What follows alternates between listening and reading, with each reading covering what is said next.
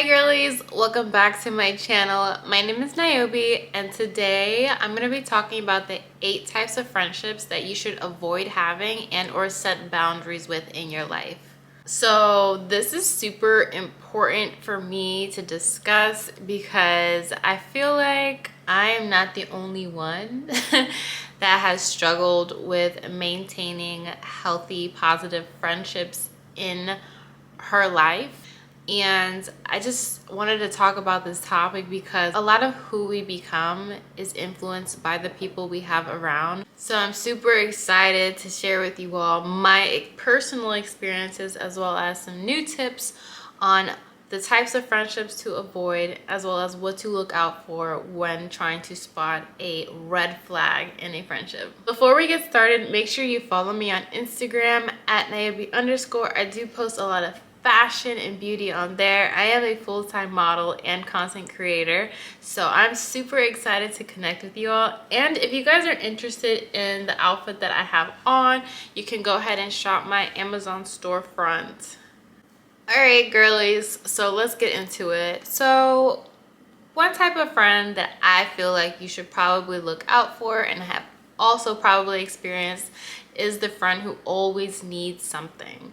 So I get it, you know, we're all needing of one another to a certain extent. However, if your friend is always contacting you because they need something, whether it's money, whether it's your time, whether it's something that you can do for them, that's something to kind of reflect on, because if those are the only times you hear from them, they're not really your friend and they're just hitting you up to use you without giving you some sort of benefit.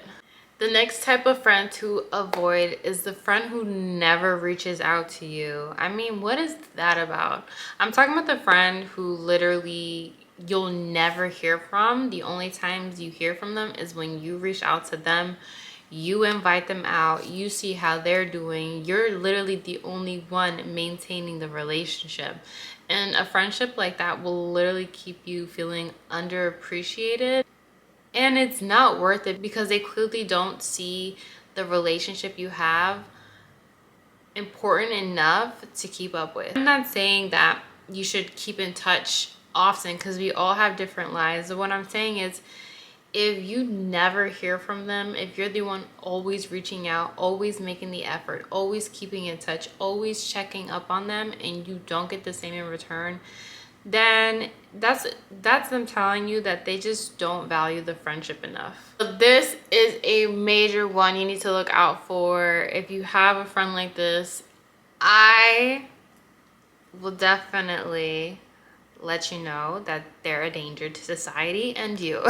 So if you have a friend who is constantly gossiping, who always has some new business that does not belong to them in their mouth and sharing it with everyone, that is someone that is very dangerous, because that person will literally spread rumors, spread lies, spread personal information that does not need to be discussed. It just shows their lack of loyalty, and those people are basically snakes and they will definitely do the same to you in return. I definitely don't recommend being friends with people like this.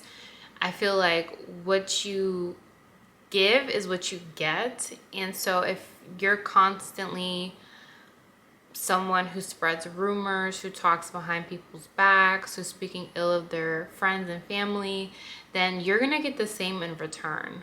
All right, girlies, so I cannot stand an energy vampire. These are people who literally will dump loads and loads of junk and emotional baggage onto you simply because they feel like they're entitled to that, to your time, to your energy. You ever hang out with a friend and you just feel so drained after hanging out with them?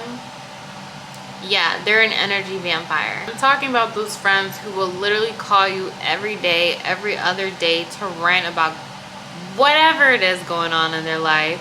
Maybe it's the same issues, most of the time it's the same issues, and feel like they can take up that much time and space in your life. And the ironic thing about it, a lot of these types of friends will not give you the same in return.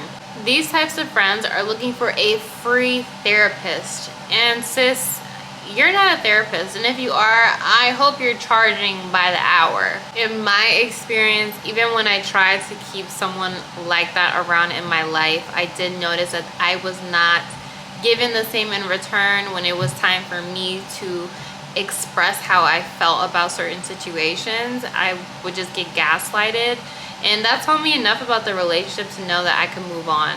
So have you all ever seen someone out, let's say a girl out, and like she's out with her friends and she looks like crazy, like crazy as in like maybe like her hair looks crazy, or her makeup is crazy, or like her foundation isn't matching her neck, and it's just like she looks like out of place, and you're just like, wow, why aren't her friends like saying anything to her? Yeah, that's because her friends aren't being honest. So another type of friend you need to avoid is a friend who cannot be honest with you. You need to be around friends who are not going to sugarcoat anything, especially having to do with you, and have your best interest.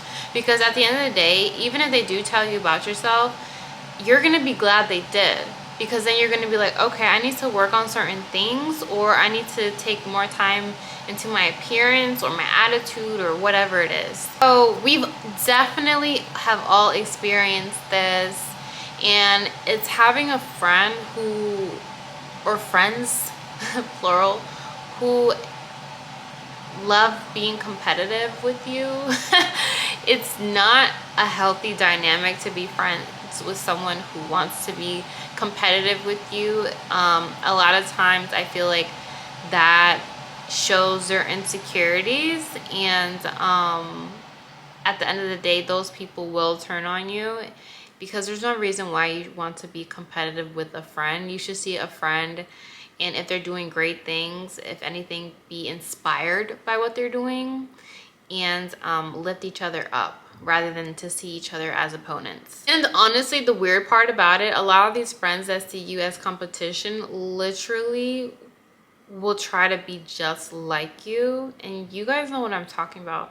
That friend who feels some type of way towards you, and you can kind of tell, and they just slowly start to try to act like you, dress like you, almost like attempt to steal your personality and who you are. But no one can ever do that. Like, they could try to imitate, but they can never duplicate.